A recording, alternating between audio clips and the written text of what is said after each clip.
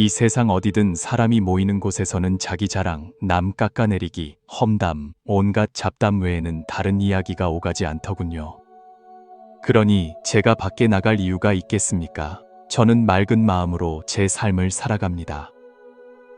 남에게 억지로 맞춰주고 싶지 않고, 그래서 남들 눈에는 까칠해 보일 수도 있겠죠. 하지만 저는 남들의 기준에 맞춰 살지 않습니다. 혼자여도 친구가 적어도 외롭지 않고 아주 편안합니다.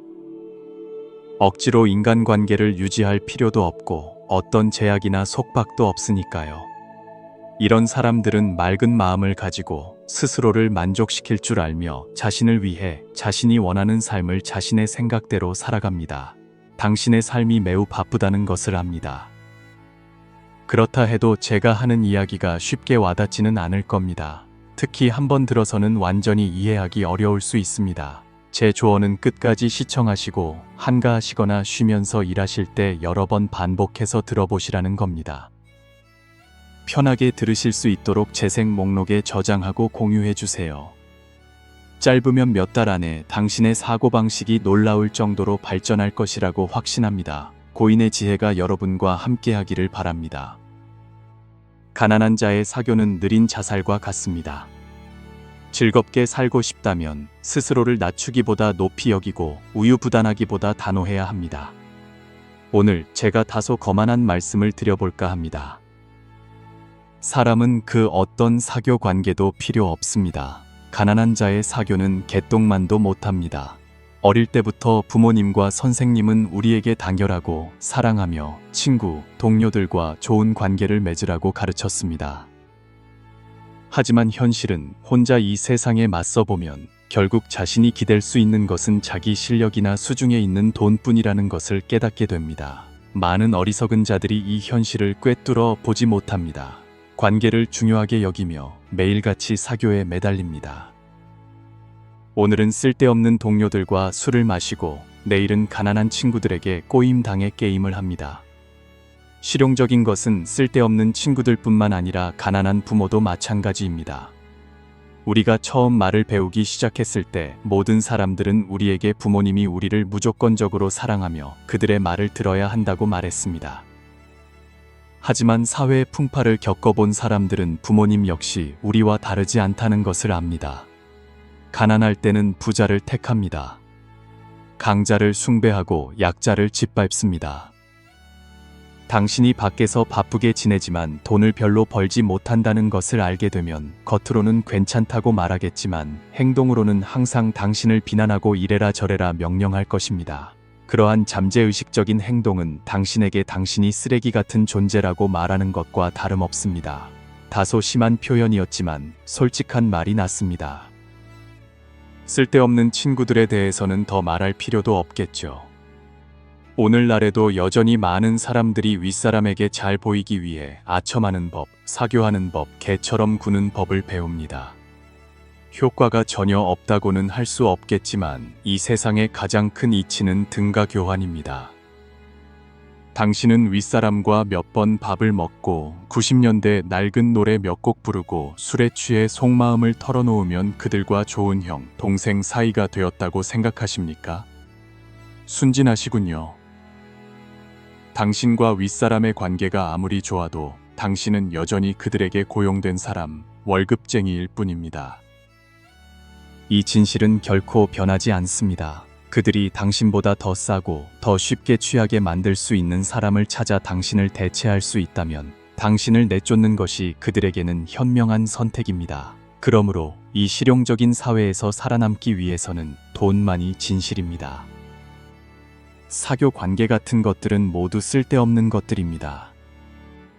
현재 당신의 월급이 고작 600만 동에 불과해서 빠듯하게 살고 있다면 매일같이 여행 다니거나 허황된 SNS 자랑이나 하면서 쓸데없는 친구들과 어울리지 마십시오. 퇴근 후에 모든 시간을 당신이 원하는 높은 월급의 직업을 찾는 데 투자하세요. 그들이 요구하는 조건이 무엇인지 알아보고 그 조건들을 충족시키려고 노력한 다음 이직하세요. 아이디어가 있다면 글을 쓰거나 온라인에 영상을 올리거나 콘텐츠 제작자가 될 수도 있습니다.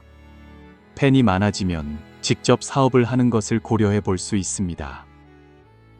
일이 많아지면 작은 팀을 만들 수도 있습니다. 요컨대 당신 자신의 삶을 주도적으로 이끄세요. 더 많이 실험하고 실천하세요. 가능하다면 남 밑에서 일하지 마세요. 당신은 이해해야 합니다. 높아질수록 다른 사람을 기쁘게 할 필요도 없고 다른 사람이 당신을 기쁘게 해줄 필요도 없습니다.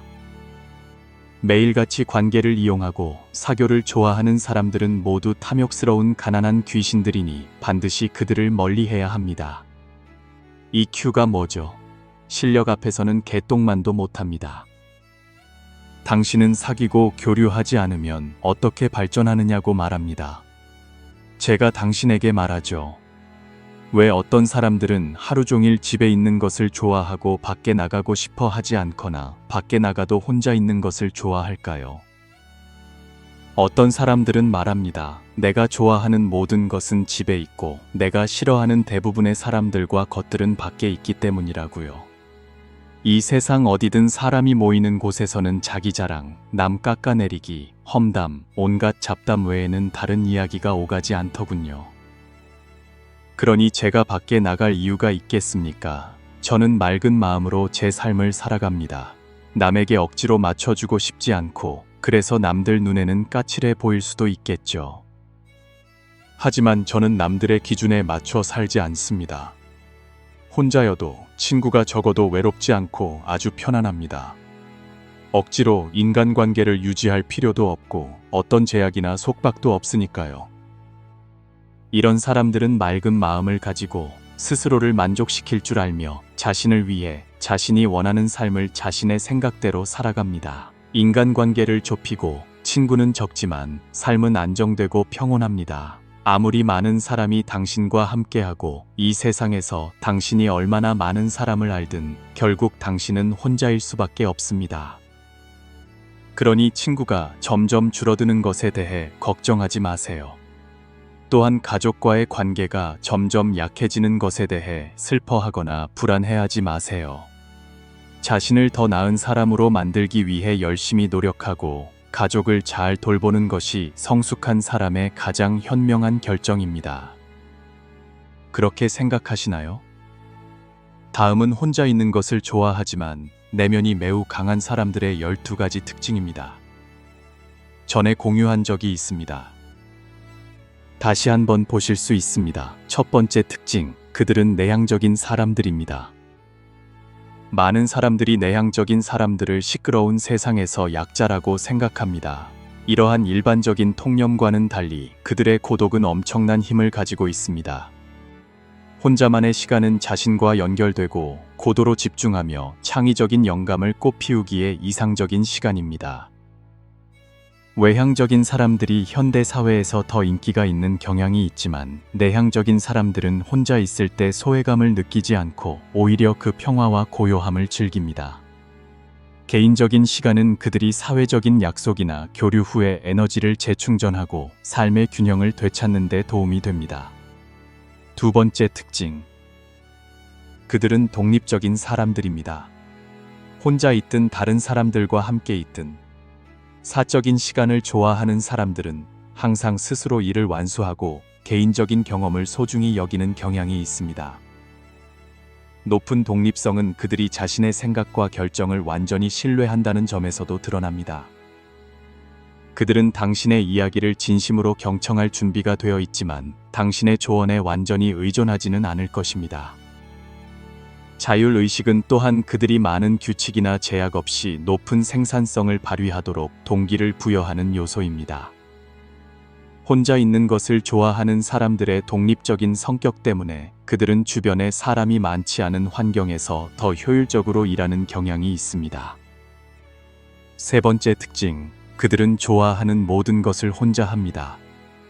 혼자 있는 것을 좋아하는 사람들의 조용함은 그들을 판단과 편견으로부터 보호하는 방패와 같습니다. 그들은 다른 사람들이 어떻게 생각할지 걱정하지 않고 자신이 좋아하는 일을 합니다. 조용한 방에서 아침 내내 책을 읽거나 아무도 없이 공원을 산책하는 것과 같은 활동은 다른 사람들에게는 답답하고 지루하게 느껴질 수 있지만 혼자만의 시간을 좋아하는 사람들의 취미입니다. 그들은 혼자 저녁 식사를 하거나 영화를 보는 것도 꺼리지 않으며 혼자 코드를 읽고 문제를 해결하는 것을 좋아합니다. 주변 사람들의 시각에서는 그들이 외롭고 지루한 고립을 견디고 있다고 오해받는 경우가 많습니다. 하지만 사적인 공간은 그들이 소박한 행복을 자유롭게 누릴 수 있는 곳입니다. 혼자 있는 것을 좋아하는 사람들은 누구보다 시간의 가치를 잘 압니다. 그들은 시간을 낭비할 수 없다는 것을 인식하고 이 자원을 현명하게 사용하는 방법을 압니다. 그들은 집이나 조용한 곳에서 자신의 삶에 건설적인 일을 하는 것을 좋아합니다. 예를 들어 자기 인식을 높이기 위해 일기를 쓰거나 새로운 기술을 배우거나 단순히 휴식을 취하는 것입니다.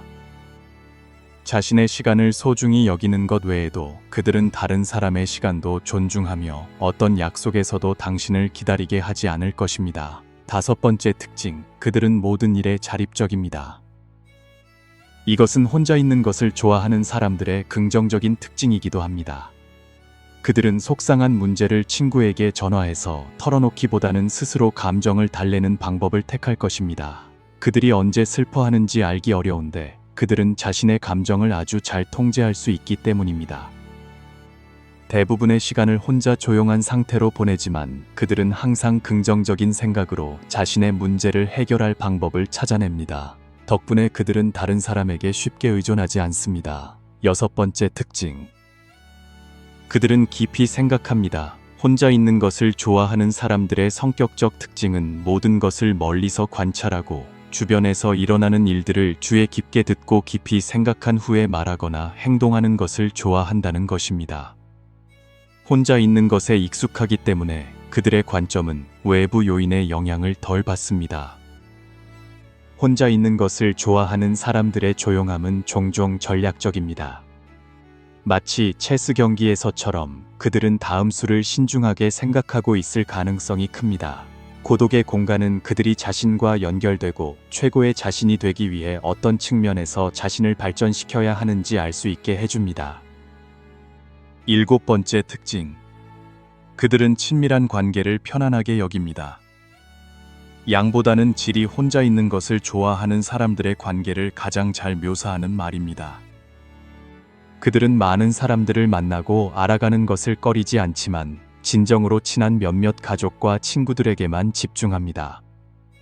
그들은 데이트나 주말 오후 티타임에서 자주 볼 수 없습니다. 그들은 자신의 공간에서 편안함과 만족감을 느끼며 필요한 경우에만 모임이나 놀이에 참여합니다. 예를 들어 그들의 인맥 안에 있는 사람의 생일 파티, 결혼식 또는 졸업식과 같은 중요한 행사입니다. 그들은 사랑하는 사람들에게 사랑과 지지를 표현하기 위해 기꺼이 파티에 참석합니다. 즐거운 시간이 끝나면 그들은 다시 자신의 안전지대로 돌아갑니다.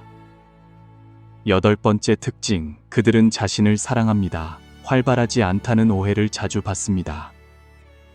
혼자 있는 것을 좋아하는 사람들은 자신의 내면 아이를 이해하고 자신을 믿으며 자신이 이룬 작지만 매우 의미 있는 일들을 소중히 여길 수 있는 사람들입니다.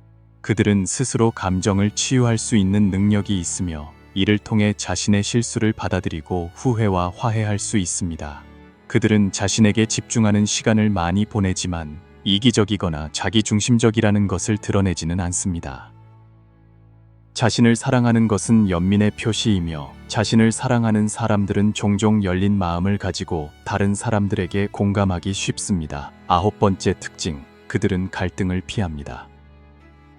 혼자 있는 것을 좋아하는 사람들은 평화를 익숙하게 여기기 때문에 불필요한 소란을 피하는 경향이 있습니다. 그들은 다른 사람에 대해 이야기하는 것을 좋아하지 않으며 그것을 시간 낭비라고 생각합니다. 따라서 그들은 친구를 사귀는데 매우 신중합니다. 누군가가 무례해지거나 자신의 경계를 무시하면 그들은 단호하게 이러한 관계를 멀리할 것입니다. 10번째 특징, 그들은 명확한 경계를 가지고 있습니다. 그들은 넓은 사회가 인간 존재의 필수적인 부분이라는 것을 인식합니다. 그들은 여전히 친구, 가족과 함께하는 것을 좋아하고 동료들과 이야기하거나 많은 사람들이 모이는 모임에 참여합니다. 하지만 그들은 자신의 평화를 깨뜨릴 수 있는 유해한 성격 특성을 가진 사람들로부터 자신을 보호하는 개인적인 경계를 가지고 있습니다. 11번째 특징, 높은 자기인식 능력을 가지고 있습니다. 고독한 상태는 그들이 자신의 생각, 감정을 정리하고 자신을 성찰할 수 있는 공간을 만들어냅니다. 자기인식 연습은 그들이 자신의 내면과 주변 세계를 더 잘 이해하도록 돕습니다. 덕분에 그들은 더 나은 선택을 하고 과거를 솔직하게 마주하며 자신감 있게 미래를 향해 나아가 진정으로 행복한 삶을 살 수 있습니다. 12번째 특징.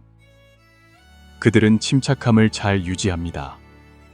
많은 상황에서 침착함을 유지하는 능력은 혼자 있는 것을 좋아하는 사람들의 두드러진 특징입니다. 이 능력은 그들이 자율성을 통해 발전시킨 회복력에서 비롯됩니다. 그들은 실패나 갈등에 직면했을 때 자신의 감정을 관리하고 조절할 수 있습니다. 갑작스러운 불행한 일이 발생하면 그들도 긴장하고 압도당하거나 불안해합니다. 하지만 침착함을 잃는 대신 그들은 즉시 어려움을 극복할 최선의 방법을 생각할 것입니다. 친애하는 여러분, 우리는 종종 일 때문이 아니라 무의미한 사교 때문에 지칩니다. 오랜만에 연락이 온 사람이 있다면 분명히 인원수를 채우기 위해서일 뿐입니다. 그때는 단호하게 거절하세요. 진정으로 똑똑한 사람은 절대 사교하지 않으니까요. 당신이 꽤 똑똑한 사람이라면 아마 당신은 친구들보다 사교를 덜 하거나 이 사회적 소통 기피증이 정상인지 아닌지 걱정하고 있을 겁니다. 바쁜 하루, 한 주를 마치고 밤 시간과 주말을 보내는 방식이 한 사람의 가장 솔직한 모습을 드러냅니다. 많은 사람들이 시끄러운 곳을 좋아해서 쇼핑을 가거나 술집에 가거나 온라인에서 시끌벅적하게 떠들거나 친구들과 약속을 잡아 밥을 먹고 수다를 떱니다. 반면에 외부에서 무슨 일이 일어나든 상관없이 조용한 구석에 숨어 자신만의 세계에서 헤엄치는 유형의 사람들도 있습니다. 당신은 자신을 돌아보고 이런 유형의 사람에 속한다는 것을 발견한 적이 있나요? 삶에서 똑똑한 사람들은 대부분 혼자 있는 것을 좋아합니다. 그렇기 때문에 똑똑한 사람들은 종종 외톨이라는 꼬리표가 붙습니다. 물론 사람마다 삶의 방식은 다릅니다. 이것은 사람이 훌륭하고 똑똑한지 아닌지를 평가하는 기준이 아닙니다. 하지만 혼자 있는 것은 이 사람들이 주도적으로 선택하는 상태여야 합니다. 그들은 시끄러운 군중에서 벗어나고 가치 없는 관계를 멀리하며 자신의 목표를 추구하기 위해 고요한 마음을 유지할 준비가 되어 있습니다. 어떤 관점에서 보면 고독은 그들의 영혼이 끊임없이 찾는 목적지이기도 합니다.